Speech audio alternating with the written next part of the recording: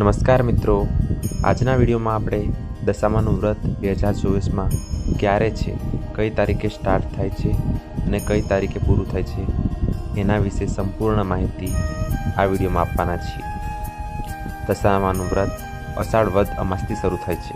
દશામાના પવિત્ર તહેવાર 10 દિવસ સુધી ચાલે છે, જેથી ખાસ કરીને મહિલા શ્રદ્ધાળુઓમાં ભારે હર્ષોલ્લાસ જોવા મળે છે। આપણી સંસ્કૃતિમાં અડધો અષાઢ માસ વીતે એટલે જુદા જુદા વ્રતોની ઉજવણી શરૂ થાય છે।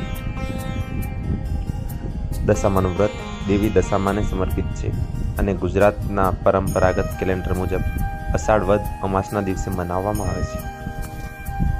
હવે આપણે દશામાનું વ્રત 2024માં કઈ તારીખે સ્ટાર્ટ થશે તેના વિશે વાત કરીશું।